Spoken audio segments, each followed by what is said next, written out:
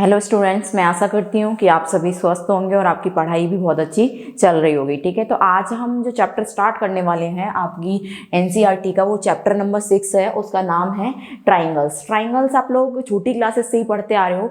आपने मतलब स्टार्टिंग से, मतलब जैसे कि सेकेंड, थर्ड, फोर्थ शेप्स के बारे में तो हम जानते ही हैं। उसके बाद हमने एरिया ऑफ ट्राइंगल पढ़ा, उसके बाद पेरीमीटर ऑफ ट्राइंगल पढ़ा। ट्राइंगल के बारे में थोड़ा बहुत तो हम जानते हैं अच्छे से। ठीक है, देखिए अब इस ट्राइंगल चैप्टर को मैं स्टार्ट करने वाली हूँ। उससे पहले मैं आपसे कह देती हूँ, मैंने ये जो बोर्ड पर लिख रखा है आपके लिए, मैं कहती हूँ जिसको इतना समझ में आ गया, मतलब जो बच्चा इतना अपने दिमाग में स्टोर कर पा रहा है अच्छे से, कि सिर्फ यही आपके ट्राइंगल चैप्टर का बेस है। पूरे ट्राइंगल चैप्टर में बस इतना ही आना है। ठीक है, इतना ही। अब आप कहोगे ये कैसा मजाक है, सिर्फ इतना ही? मतलब इसी पर बेस्ड क्वेश्चंस होंगे। इसके अलावा मतलब जो भी मैंने सामने लिख रखा है, इसके अलावा मैं आपको बीपीटी और कराऊंगी, बेसिक प्रोपोर्शनैलिटी थ्योरम, जो कि मैं आपको इसको समझाने के बाद नेक्स्ट स्टेप में करा दूंगी। ठीक है, अब उसके बाद इस चैप्टर में बस इंपॉर्टेंट चीज क्या है, ये आपको पूरा आना चाहिए।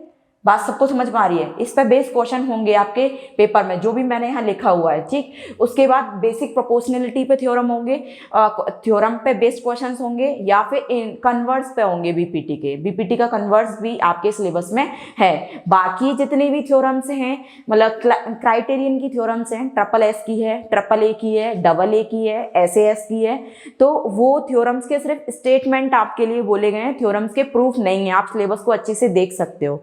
ठीक है, उसमें ओनली स्टेटमेंट आपको पता होना चाहिए, क्योंकि हमको क्वेश्चंस में अप्लाई करना है। और दो थ्योरम आपके सिलेबस में से हटा दी गई हैं इस चैप्टर में से, सिमिलरिटी ऑफ ट्राइंगल, और एक और था क्या बोलते हैं, पाइथागोरस थ्योरम। तो वो दोनों चैप्टर, मतलब वो दोनों थ्योरम जो है वो आपके सिलेबस में नहीं है, और उस पर बेस्ड जो दो एक्सरसाइज हैं वो आपके सिलेबस में से डिलीटेड है। हम सिर्फ 6.3 एक्सरसाइज तक पढ़ेंगे, 6.1, 6.2 और 6.3। लेकिन उससे पहले मैं आज आपको ट्राइंगल चैप्टर स्टार्ट जब करा रही हूँ, तो उसका थोड़ा सा कुछ बेसिक है। इंट्रो अगर आप जान पाओगे तो अच्छे से कर पाओगे चैप्टर को।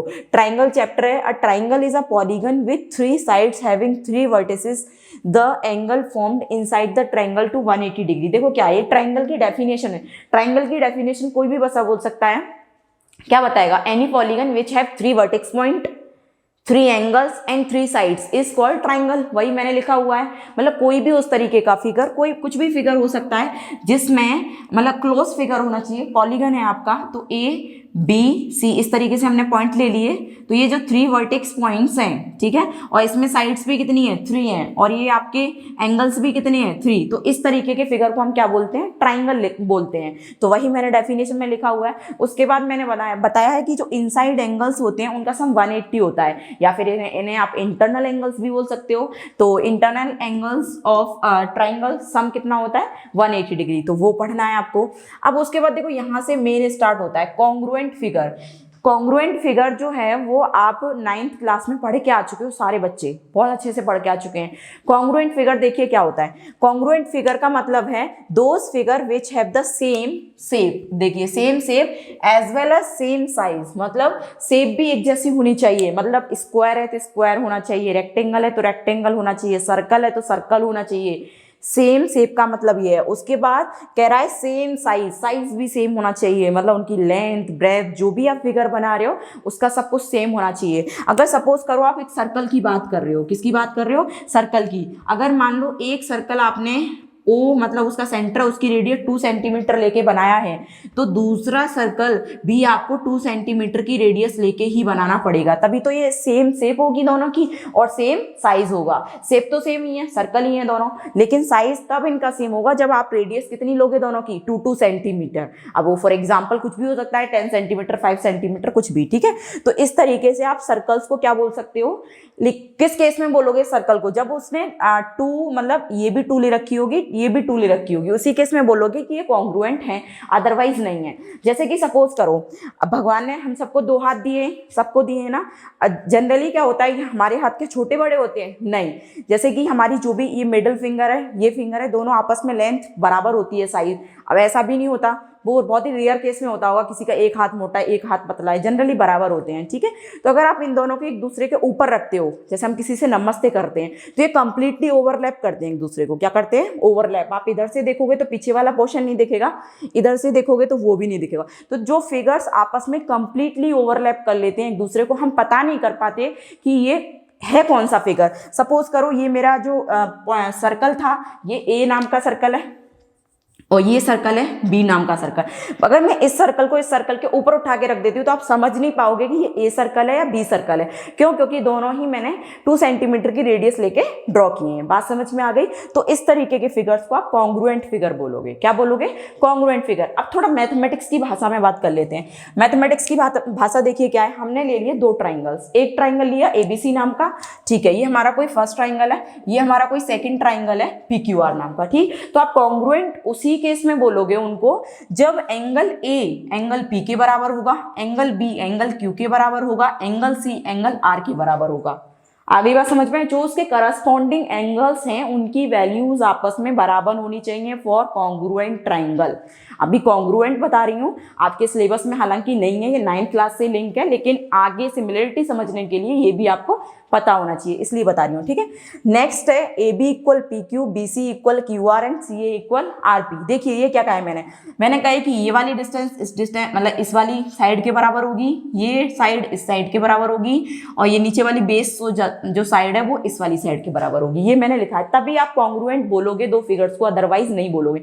ये मैंने ट्राइंगल का एग्जाम्पल लिया है, आप ऐसे कोई भी एग्जाम्पल ले सकते हो, कोई भी 2 फिगर का एग्जाम्पल। तो आप उनको कॉन्ग्रुएंट तभी बोलोगे जब उनके करस्पॉन्डिंग एंगल्स आपस में इक्वल होनी चाहिए और as well as corresponding sides भी इक्वल होनी चाहिए। ये मैथमेटिक्स की भाषा में है। वैसे क्या था, सेम शेप और सेम साइज का जो भी फिगर होगा हम उसको कॉन्ग्रुएंट फिगर बोल देंगे हमारी सिंपल जनरल भाषा में। लेकिन मैथमेटिक्स ये कहता है कि each angle and each corresponding sides are equal, then 2 figures are called congruent figures. तो उस तरीके के हमारे जो 2 फिगर होंगे उनको आप क्या बोलोगे? Congruent figure. तो इतना मुझे लगता है समझ में सभी को आ गया होगा, ठीक। अब आ जाइए आप सिमिलर फिगर पे, जो कि आपके सिलेबस में यहाँ से है, ये सिलेबस में, ठीक है, ये आपके सिलेबस में है। ये मतलब थोड़ा सा इंट्रो भी समझना बहुत जरूरी है किसी चैप्टर की नींव समझने के लिए, भाई बेस पता होना चाहिए आपको। तो देखो सिमिलर फिगर क्या होते हैं। सिमिलर फिगर एक चीज कॉन्ग्रुएंटी और सिमिलरिटी में दोनों में सेम होती है। देखो क्या सेम होती है, यहाँ मैंने बोला था एंगल ए एंगल पी के बराबर, एंगल बी एंगल क्यू के बराबर, एंगल सी एंगल आर के बराबर। तो सेम लाइन मैंने यहाँ भी लिखी है, ये मैथमेटिक्स की भाषा में है। लेकिन सिंपल जो डेफिनेशन है देखो वो क्या कह रही है, those figure which have the same shape. Shape जो है वो सेम होनी चाहिए। ट्राइंगल है तो ट्राइंगल की बात करोगे, रेक्टेंगल है तो रेक्टेंगल की बात करोगे। रेक्टेंगल के साथ ट्राइंगल नहीं चलेगा, शेप अलग अलग हो गई, एक में 4 साइड्स हो गई, एक में 3 साइड्स हो गई। आई बात समझ में? मतलब सर्कल के साथ रेक्टेंगल नहीं चलेगा, मतलब एक तो पूरा सर्कल बन रहा है, जो आपका रेक्टेंगल है उसमें कितनी 4 साइड्स होती हैं। तो उसने बोला है कि सेम शेप की बात करेंगे। यहाँ भी एक चीज दोनों में सेम है, सेम शेप वहां भी थी, सेम शेप यहाँ पर है, but not necessary the same size. वो यूं कह रहा है साइज सेम हो, इस बात की कोई गारंटी नहीं है सिमिलर फिगर्स के लिए। कोई जरूरी नहीं है कि सेम साइज होना चाहिए। आगे बात समझ में? देखो आप एक एग्जाम्पल लेके देखते हैं। ये सर्कल का वहां भी लिया था, यहाँ भी लेते हैं। एक सर्कल हमने ड्रॉ किया 2 सेंटीमीटर की रेडियस लेके, एक सर्कल हमने ऐसा ड्रॉ कर दिया 5 सेंटीमीटर की रेडियस लेके। भाई देखो सेम शेप के फिगर है, ये भी सर्कल है ये भी सर्कल है, दोनों ही सर्कल है। बात समझ में आ रही है? लेकिन क्या इन दोनों का साइज भी सेम है? नहीं, साइज सेम नहीं है। बात समझ में आ रही है? ये बड़ा है और ये छोटा है, तो इन दोनों को हम क्या बोल सकते हैं? सिमिलर फिगर हैं। आगे बात समझ में? और जैसे कि सपोज करो आपने इक्विलेटरल ट्राइंगल बनाए, एक इक्विलेटरल ट्राइंगल बना लिया 1 सेंटीमीटर ले ली। एक इक्विलेटरल ट्राइंगल ऐसा बना लिया जिसकी आपने 3 ले ली साइड्स। कितनी ले ली? 3 सभी साइड्स। तो ये क्या है? ये भी सेम शेप है, दोनों ही इक्विलेटरल ट्राइंगल हैं, लेकिन साइज सेम नहीं है, एक बड़ा है एक छोटा है। तो ये कैसे फिगर्स हैं? सभी सिमिलर फिगर्स हैं। ये आप जनरल भाषा में समझ रहे हो अभी तक। किसमें समझ रहे हो? जनरल भाषा में।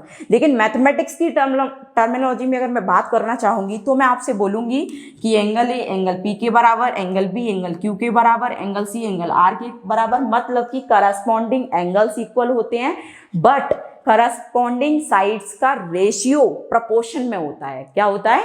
प्रपोर्शन में होता है। देखिए लिखा है मैंने, मतलब ये वाली साइड इसके प्रपोर्शन में जाएगी A B upon P Q, ये वाली साइड इसके प्रपोर्शन में जाएगी इस वाली साइड के में, और नीचे वाली साइड नीचे वाली करस्पॉन्डिंग साइड्स आपस में प्रोपोर्शन में होती हैं, ठीक है। वहां क्या था, कॉन्ग्रुएंट पे साइड्स भी इक्वल थी, यहाँ इक्वल नहीं है लेकिन उनका जो प्रोपोर्शन है वो इक्वल आएगा। जैसे कि देखो इस एग्जांपल को समझ सकते हो, पहला जो फिगर मैंने बनाया था इक्विलेटरल ट्राइंगल का, उसमें साइड मैंने 1 1 1 ली तीनों। उसके बाद दूसरा जो फिगर बनाया उसमें मैंने साइड्स 3 3 3 ले ली तीनों। अगर मैं आपसे बोलूं कि इनका मुझे प्रोपोर्शन निकाल के दिखाओ, तो जो पहली साइड है, देखो इधर से थोड़ा सा रफ कर लेते हैं, मैं समझाती हूँ आप लोगों को। देखिए समझने की कोशिश करिए, अगर आपको ये अच्छे से समझ में आ गया तो ट्राइंगल चैप्टर चुटकियों का है, बच्चों को बड़ा टफ लगता है ये चैप्टर। देखिए अगर आपने एक कोई फिगर बनाया है 2 2 2, इस तरीके से इक्विलेटरल ट्राइंगल बना लिया है। दूसरा इक्विलेटरल ट्राइंगल आपने बना लिया है 3 3 3, मतलब ये सेंटीमीटर, थोड़ा बहुत भाई ज्यादा होगा, ये तो देखने में ज्यादा लग रहा है लेकिन मान लो अज्यूम करो कि ये 2 है, ठीक है, मैथ्स में अज्यूम करते हैं। तो ये 2 2 2 2 2 साइड्स है इसकी, और इसकी 3 3 साइड्स हैं सभी। अब मुझे इनका प्रोपोर्शन निकालना है। क्या निकालना है? प्रोपोर्शन। देखो इस वाली साइड के साथ प्रोपोर्शन लूंगी तो 2/3, ये 2 और ये 3। इस वाली साइड का इसके साइड प्रोपोर्शन लूंगी तो 2/3। इस वाली नीचे वाली साइड का इस साइड करस्पॉन्डिंग साइड के इक्वल लूंगी तो 2/3। तो हमने क्या देखा, सभी 2/3 आ गई। सभी क्या है, जो भी उनका प्रोपोर्शन आ रहा है वो बराबर आना चाहिए। क्या आना चाहिए? बराबर, इक्वल आना चाहिए। सपोज करो ये वाली साइड हमारी मतलब इक्विलेटरल ट्राइंगल ना होता, ये 3 होती। कितनी होती? 3। तो ये क्या हो जाता हमारा 3/3। तो तुम इस फिगर को इस फिगर के सिमिलर नहीं बोलते। आगे बात समझ में? एक कंडीशन फेल तो पूरा फेल।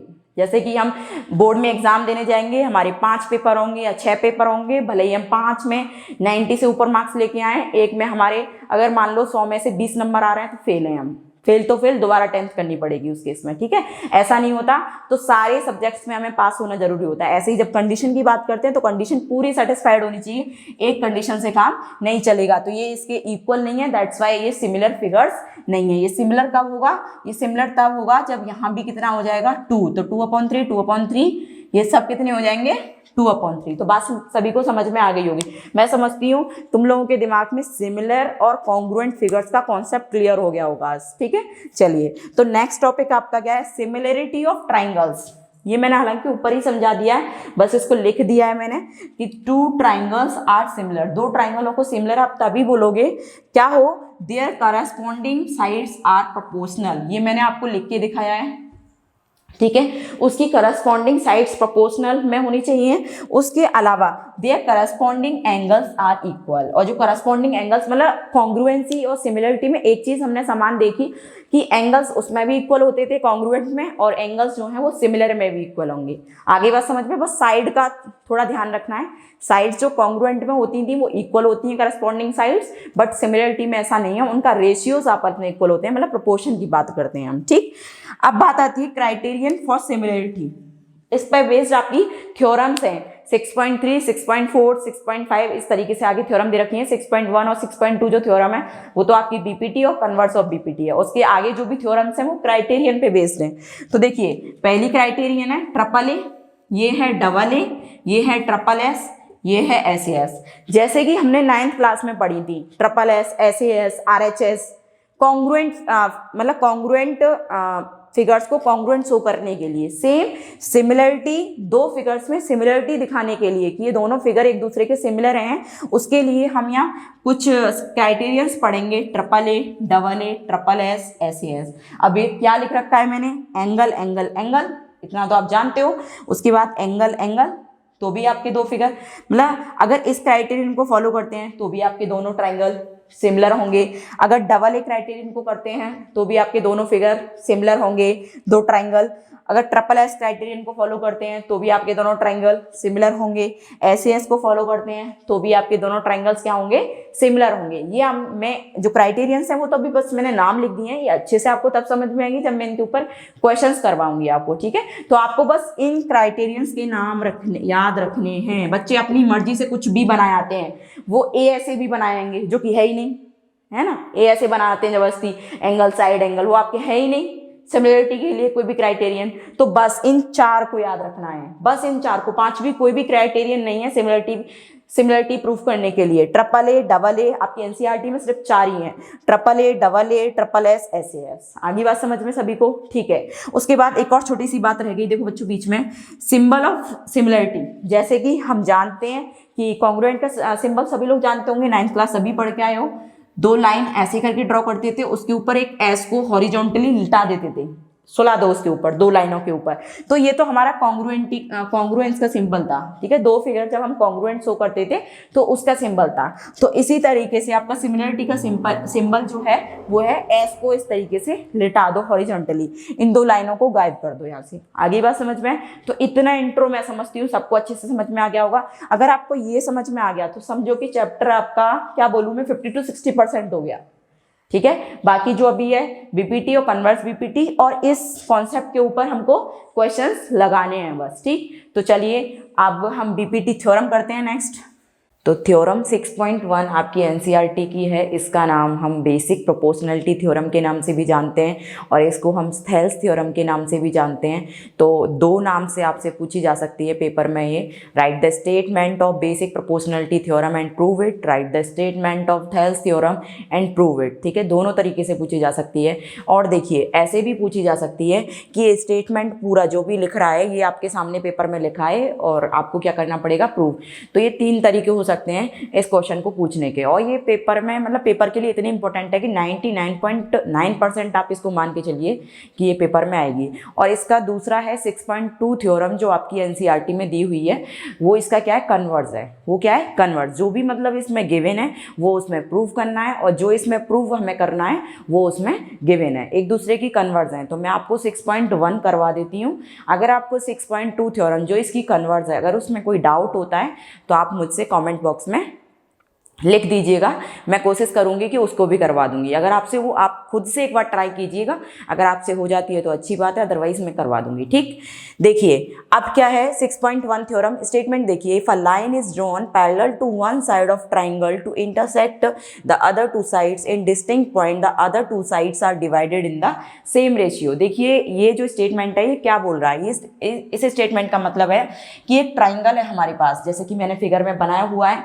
एक इस ट्राइंगल ABC में हमने कोई लाइन जो DE है, ये जो मैंने लाइन ले रखी है यहाँ पे DE, which is parallel to another side, मतलब इन 2 साइड्स को छोड़ के, मतलब AB और AC साइड को छोड़ के DE जो मेरी है which is parallel to BC, वो किसके पैरेलल है, BC के। और जो D पॉइंट है और जो E पॉइंट है वो कहाँ इंटरसेक्ट कर रहे हैं, AB पर D पॉइंट पर इंटरसेक्ट कर रही है लाइन, और जो लाइन मतलब E पॉइंट है वो कहाँ इंटरसेक्ट कर रहा है, AC पर इंटरसेक्ट कर रहा है। बात समझ में आ गई?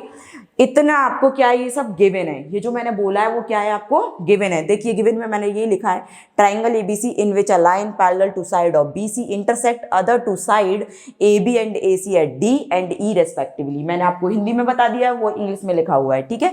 तो इस तरीके से मैंने आपको गिवन बता दिया। अब देखिए प्रूफ क्या है, प्रूफ हमें करना है कि ये जो फिर रेशियोज बनना है लाइन के, AD अपॉन DB इक्वल होगा AE अपॉन EC, मतलब AD अपॉन DB इक्वल होगा AE अपॉन EC। ऐसा आपको क्या करना है, प्रूव करना है, ठीक है। नेक्स्ट मैंने लिखा हुआ है कंस्ट्रक्शन। नेक्स्ट मैंने क्या लिखा हुआ है, कंस्ट्रक्शन। कंस्ट्रक्शन बड़ा इजी सा किया है, DC एंड BE दोनों पॉइंट्स को मैंने क्या कर दिया है, ज्वाइन कर दिया है लाइन को। उसके अलावा मैंने EN परपेंडिकुलर डाला है AB पर और DM परपेंडिकुलर ड्रॉ किया है AC पर। कंस्ट्रक्शन समझ में आ गया होगा। नीचे ये दो लाइन उनको ज्वाइन किया है BE और DC को, और 2 मैंने परपेंडिकुलर डाले हैं ADE ट्राइंगल में। आगे बात समझ में? तो ये हमने क्या लिख दिया, कंस्ट्रक्शन में लिख दिया। अब हम इसका करते हैं प्रूफ। एक और बात ध्यान रखिए, मैंने ये जो पॉइंट्स लिखे हैं, सबसे पहले स्टेप गिवन दैट, उसके बाद 2 प्रूफ, नेक्स्ट कंस्ट्रक्शन, उसके बाद प्रूफ। अब देखो कुछ बच्चे क्या करते हैं, उनको सीक्वेंस ही नहीं पता होता, वो सबसे पहले कंस्ट्रक्शन लिख देंगे, फर्स्ट एडिंग कंस्ट्रक्शन, उसके बाद वो लिख रहे हैं 2 प्रूफ, और थर्ड में लिख रहे हैं गिवन दैट। तो इस तरीके से सीक्वेंस नहीं होना चाहिए। आपकी एनसीईआरटी में जो सीक्वेंस है वो यही सीक्वेंस है, सबसे पहले आप गिवन दैट लिखेंगे, देन प्रूफ दैट, प्रूव, और उसके बाद आप क्या लिखेंगे, कंस्ट्रक्शन, और उसके बाद आप इक्वेशन जो मतलब जो भी आपकी थ्योरम है उसको क्या करेंगे, प्रूव करेंगे। तो आपको ये समझ में आ गया होगा। कहने का मतलब मैं ये कहना चाह रही हूँ, ये आपको फिक्स रखने हैं सीक्वेंस। क्या रखना है, फिक्स, इसको ऊपर नीचे मत कीजिएगा, ठीक है। इस चीज के भी नंबर होते हैं। नंबर मतलब अगर आपको किसी थ्योरम में गिवन समझ में आ रहा है, टू प्रूव समझ में आ रहा है, और उसमें कंस्ट्रक्शन आपने कर दिया है, तो टीचर आधा नंबर तो दे ही देगा, ज्यादा नहीं तो आधा एक नंबर तो आपको मिल जाएगा, ठीक है। तो इस टाइप मार्किंग होती है, हर चीज के मार्क्स होते हैं सीबीएसई में। तो देखिए प्रूफ अब हम करेंगे, तो प्रूफ में देखिए क्या करेंगे, इन ट्राइंगल ADE, मैं किस ट्राइंगल की बात कर रही हूँ, ऊपर वाला ये जो छोटा सा ट्राइंगल है ADE, ठीक है। देखिए इस ADE ट्राइंगल में एरिया ADE मैं एरिया निकाल रही हूँ ट्राइंगल ADE का। एरिया ऑफ ट्राइंगल ADE मतलब ट्राइंगल का एरिया बेसिकली क्या होता है, हाफ बेस इनटू हाइट। तो हाफ बेस कितना है इसमें, AD में बेस कितना है, ADE में अगर मैं EN परपेंडिकुलर के लिए बात करूंगी तो बेस मेरा AD है, अगर मैं DM परपेंडिकुलर के लिए बात करूंगी तो बेस मेरा AE है। बात समझ में आ गई होगी। तो पहले मैं EN के लिए बात कर लेती हूँ, तो यहां पर हो जाएगा AD इंटू EN, ठीक है। इक्वेशन क्या बन गई, फर्स्ट। एक और बार इसी ट्राइंगल का एरिया दूसरे तरीके से निकाल सकते हैं। दूसरा तरीका मतलब कि दूसरा परपेंडिकुलर, एक बार पहला परपेंडिकुलर EN ले लिया, अब दूसरा परपेंडिकुलर मैंने क्या ड्रॉ किया था, DM। तो DM के लिए भी यही कंडीशन लिख देते हैं, हाफ। अब यहां पर AE बेस है, अब बेस कितना है, AE, बेस AD नहीं रहेगा, AE पर परपेंडिकुलर कितना है हमारा, DM, ठीक है। Equation second. सभी को इतनी चीज समझ में आ गई, ठीक है। अब नीचे वाले ट्राइंगलों को लीजिए, स्टेप अपने दिमाग में स्टोर करिए, क्या क्या हम कर रहे हैं। दो तरीके से AD का एरिया निकाला, ट्राइंगल जो ADE है उसका एरिया। अब नीचे वाले दोनों ट्राइंगलों को लेंगे, बस इक्वेशन मतलब समझिए आपकी थ्योरम खत्म, बस इतना अगर आप कर पा रहे हो अच्छे से। उसके बाद एरिया BDE का एरिया निकालिए, हाफ। इसमें बेस कितना है आपका BD, परपेंडिकुलर कितना है यहाँ पर, ये ऑब्ट्यूज ट्राइंगल है। BDE आपका कैसा ट्राइंगल है, ऑब्ट्यूज ट्राइंगल है। तो ऑब्ट्यूज ट्राइंगल का जो 90 डिग्री का एंगल उसके बाहर बनेगा, तो ये क्या हो जाएगा, EN इस पर परपेंडिकुलर होगा। इक्वेशन थर्ड हो गई। कई बच्चे समझते हैं BDE के अंदर EN तो आ ही नहीं रहा है, मैं कह रही हूँ ये ऑब्ट्यूज एंगल है, तो इसका EN कहाँ शिफ्ट हो जाता है, मतलब परपेंडिकुलर बाहर, तो इसलिए जो BD पर जो परपेंडिकुलर है वो EN है, ना कि ED। बच्चे कई बार ED समझने लग जाते हैं, तो ऐसा आपको नहीं समझना, ठीक है। उसके बाद एरिया किसका निकालिए, CDE का। CED बोल लिया या DEC बोल लीजिए, DEC। तो कैसे निकालेंगे, हाफ। इसके लिए आपका बेस कितना है, CE।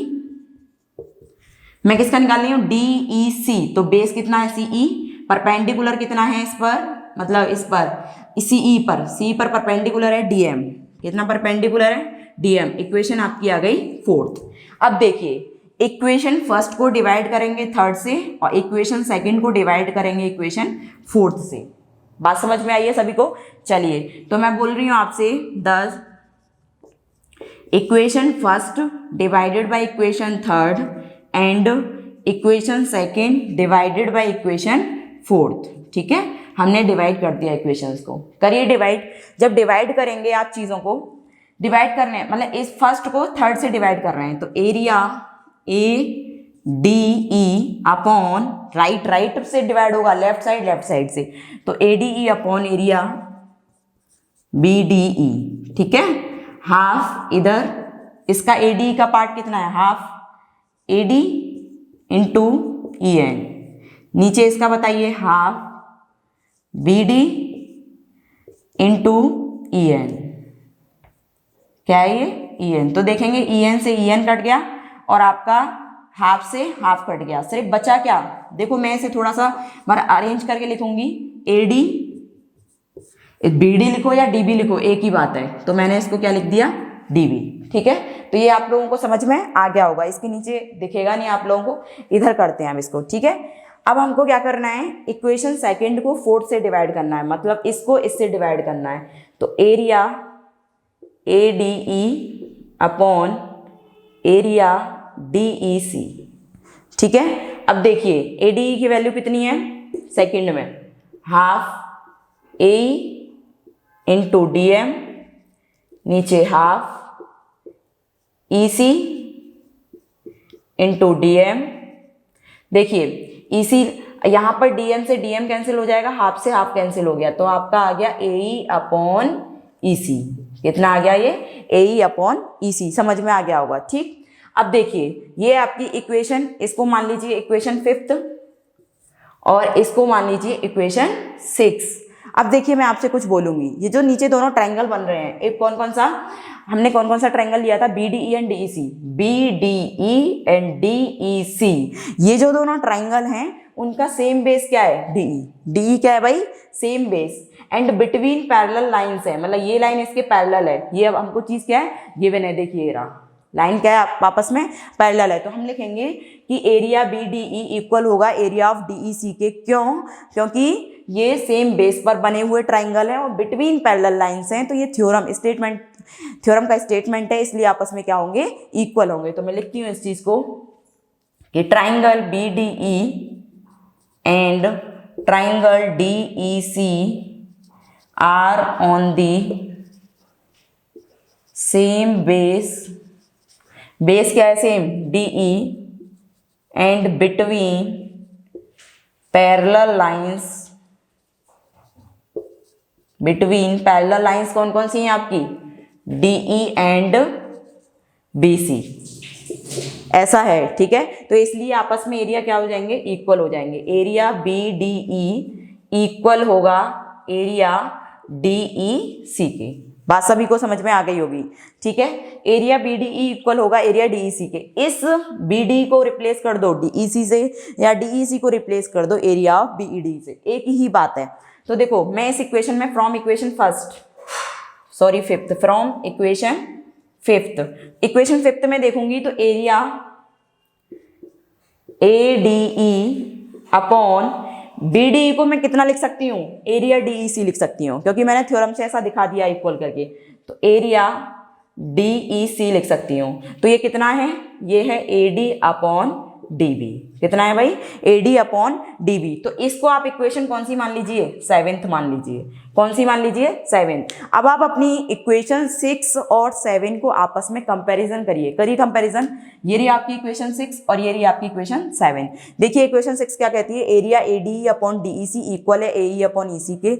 इक्वेशन 7 कहती है area ADE upon DEC equal है AD अपॉन DB के। तो देखो इसकी लेफ्ट साइड आपस में बिल्कुल बराबर है, ये भी ADE अपॉन DEC एरिया और ये भी area of ADE upon DEC, तो दोनों चीज सेम है। तो इसका मतलब इसकी जो लेफ्ट साइड बराबर है तो राइट साइड भी आपस में क्या होंगी, बराबर होंगी। तो मैं नीचे ही लिख देती हूँ, इधर दिख जाएगा, फ्रॉम 6 एंड 7 इक्वेशन। ठीक है, इन दोनों इक्वेशन से हम क्या कह सकते हैं कि ये दोनों आपस में क्या हो जाएंगे, बराबर हो जाएंगे। तो हम कह सकते हैं AD अपॉन DB इक्वल हो गया किसके, AE अपॉन EC के। देखिए कहीं आपको ऐसा ही तो नहीं प्रूफ करना था, ऐसा ही आपको क्या करना था, प्रूफ। देखिए प्रूफ में ये लिखा हुआ है AD अपॉन DB इक्वल है AE अपॉन EC के। तो मैंने आपको BPT का प्रूफ करा दिया है अच्छे से, और आप इसके कन्वर्स का प्रूफ करके देखिएगा, होप सो आपको अच्छे से समझ में आ जाएगा। ठीक है, अगर नहीं कर पाते हो तो कॉमेंट में मुझे लिख के बता दीजिएगा, मैं करवा दूंगी आपको। ठीक है, अगर आपको ये वीडियोज़ पसंद आ रहे हैं तो ज़्यादा से ज़्यादा लोगों को शेयर कीजिएगा। ठीक है, थैंक यू।